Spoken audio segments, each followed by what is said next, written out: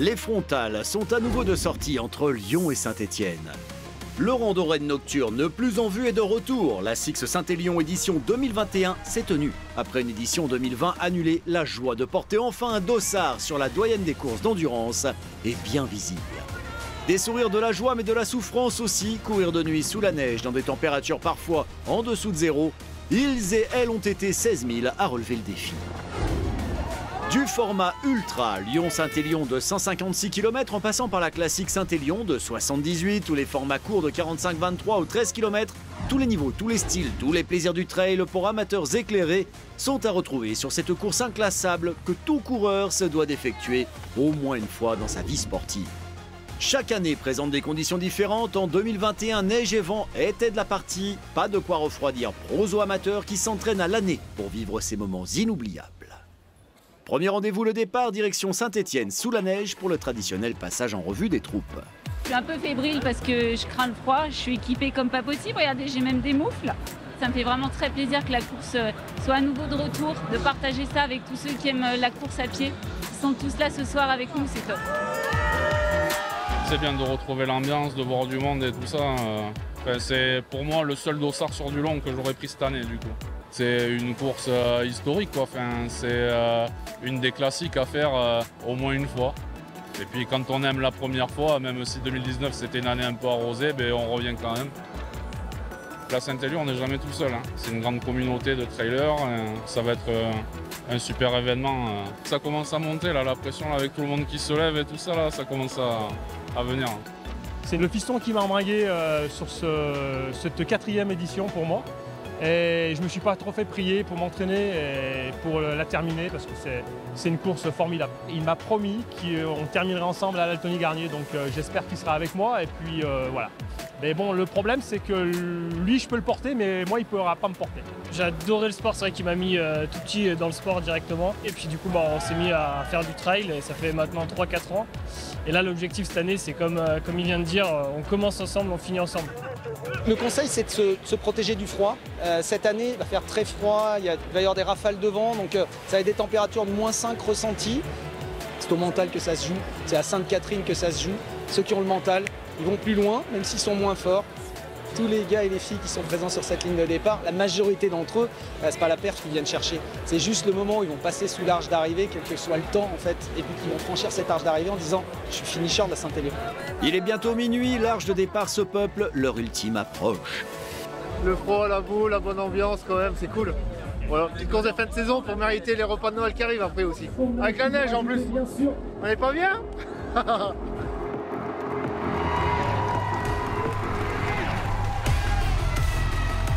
Ce départ, c'est peut-être le plus grand moment de la course pour toutes et tous. Quel que soit son niveau ici, voici venu le moment tant attendu.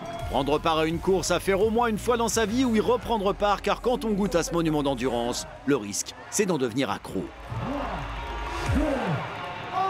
Première vague, premiers émois, les élites, les compétiteurs aguerris s'élancent devant dans un rythme effréné d'entrée de jeu. Le tout sous les premiers flocons de décembre à minuit, une atmosphère inoubliable, incomparable.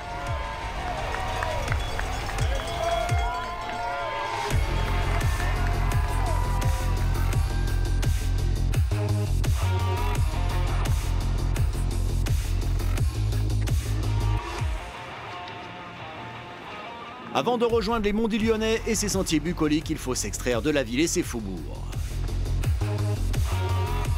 En élite filles aussi, la compétition s'annonce rude. Empocher une Saint-Élion, course atypique et mythique, ça se mérite et ça se prépare. Que l'on soit amateur ou pro, on sent la foulée sûre des athlètes affûtés par des mois de préparation.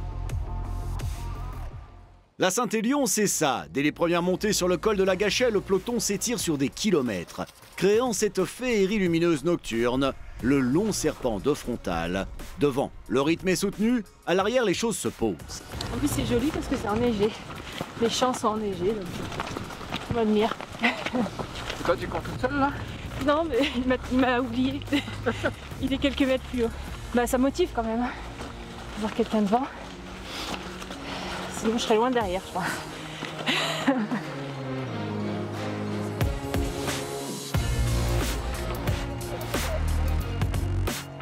Après 18 km apparaît Saint-Christo-en-Jarret. Premier point de ravitaillement, première occasion pour tous et toutes de s'offrir une pause.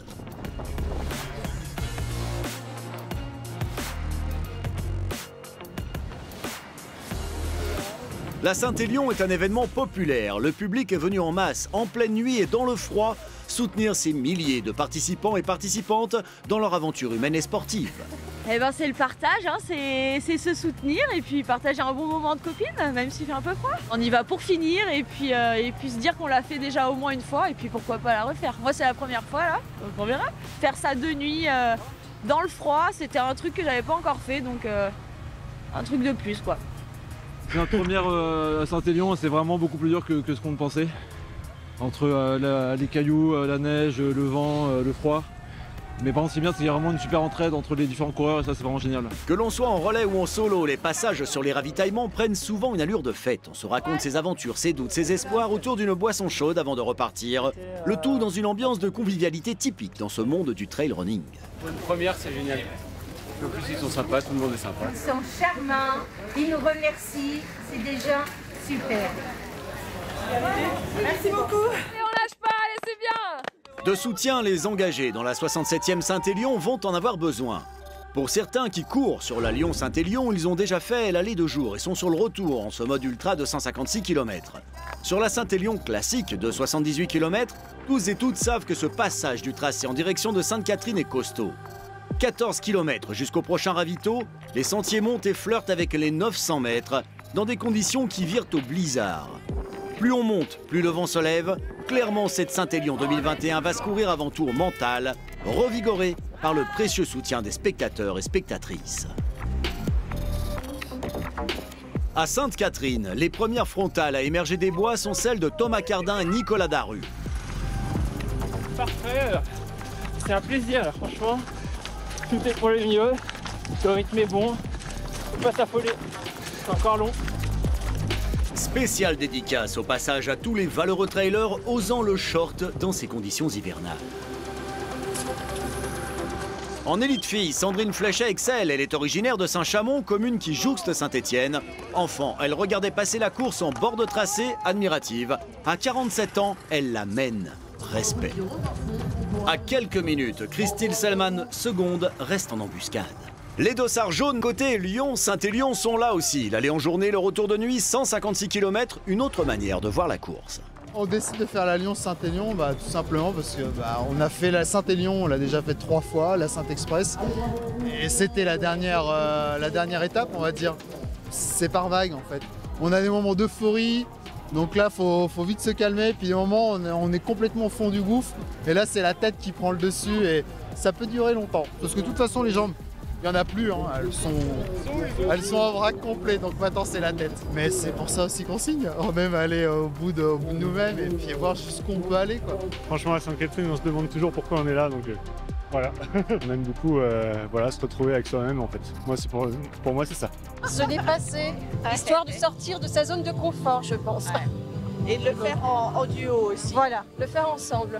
Il faut au moins essayer. Oh, il faut au moins essayer, voilà, au moins essayer. C'est ce qu'on est en train de faire. Donc, même si on marche, hein, oui. Parce qu'on peut le faire en marchant rapidement. Prendre le temps, mais le délai est long, hein, mais le faire au moins une fois. Ouais.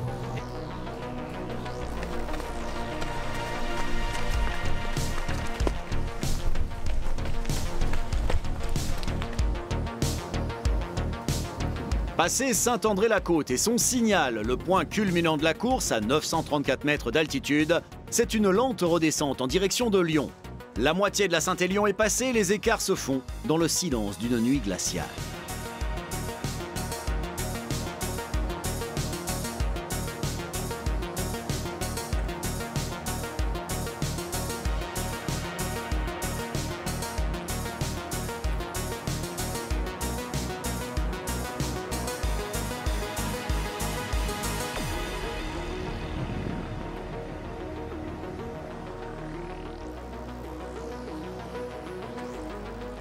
Ça va, ça devient dur, mais ça va. Normalement, ça devrait aller. La neige, je l'avais encore jamais vue et ça fait vraiment plaisir.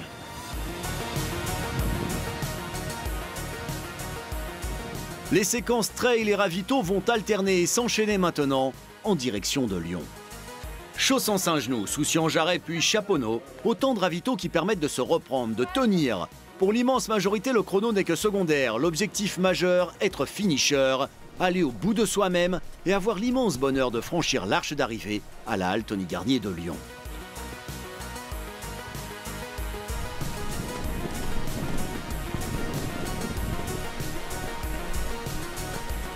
La lueur orangée dans le ciel n'annonce pas l'aube, mais la métropole de Lyon. Ne pas s'emballer, rester concentré dans son rythme, il ne reste qu'une dizaine de kilomètres à affronter. Bientôt, les aqueducs romains de Bonan font leur apparition. C'est que nous sommes sur la phase finale de la Saint-Élion. Les faubourgs de Lyon sont là, tous les coureurs se rejoignent, ceux partis en solo de Sainte-Catherine pour la Saint-Express et ses 45 km, ceux de la Saint-Esprint et ses 23 km, les fonceurs de la Saint-Étique et leurs 13 km sont déjà au chaud à Lyon. En élite-homme, le troisième est en approche. Faire un podium à la Saint-Élion est un exploit. C'est un sentiment, je sais pas, c'est indescriptible. Ça représente tellement pour moi cette course que c'est des heures et des heures à l'entraînement, des sacrifices énormes, mais un jour ça paye. Ne maintenons plus le suspense, il n'y a pas un mais deux vainqueurs pour cette 67e édition de la Saint-Élion. Romain Lieu et Thomas Cardin, main dans la main, après 5h56 minutes et 36 secondes de course. Rare et magnifique image. Je suis revenu un peu sur Thomas entre Soucieux et Chaponneau. Et à partir de Chaponneau, par contre, Thomas il a bien repris du poil de la bête. Je pense que voilà, il aurait pu s'imposer, il a joué sport. Cette collaboration sur la fin de course m'a été bien utile.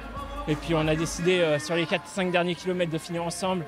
On avait bien forcé, on avait fait un beau travail d'équipe, donc c'était amplement mérité pour nous deux. Côté élite fille, un rêve de gosse se réalise. Elle a frôlé la gagne en 2019. En 2021, elle peut enfin ajouter à son palmarès la 67e Saint-Élion. Sandrine Flech, elle emporte en 7h31-32. Ça me paraissait surhumain. Je l'ai fait en relais de 4 et j'étais admirative devant ces numéros noirs là. Je me dis mais comment ils font parce que voilà, mais on ne sait pas ce que le corps humain est capable de faire. Quand le mental le décide. Claire Mougin s'invite sur la seconde place. Christine Selman s'est un peu égarée sur la fin de parcours, perdant juste assez de temps pour rétrograder en 3e position. Ultime fait de course. Voici pour les podiums de la Saint-Élion. Et côté Lyon-Saint-Élion, ils sont 400 engagés. Déjà en 2019, Casquette Verte alias l'avait emporté. Rebelote en 2021, le doublé en 16h03 minutes pour Alexandre Bouchex. La Saint-Élion, pour moi, c'était ma porte d'entrée dans le trail. C'est ça qui m'a fait. C'est ici que j'ai dû terminer 3 millième la première fois. Et donc c'était. Et j'avais adoré. On est accueillis dans un ultra comme si on était chez des amis en fait. Il y a 8000 personnes sur la Saint-Élion, je pense qu'il y a 14 000 ou 15 000 ou 16 000 personnes en tout. C'est incroyable d'arriver à garder une dimension humaine sur un truc de cette ampleur, quoi.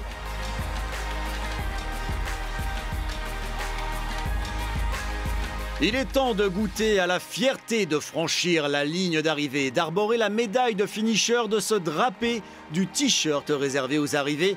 L'édition 2021 était celle de la joie de retrouver un dossard après une année compliquée. Rendez-vous maintenant en 2022 sur la doyenne des courses nature françaises.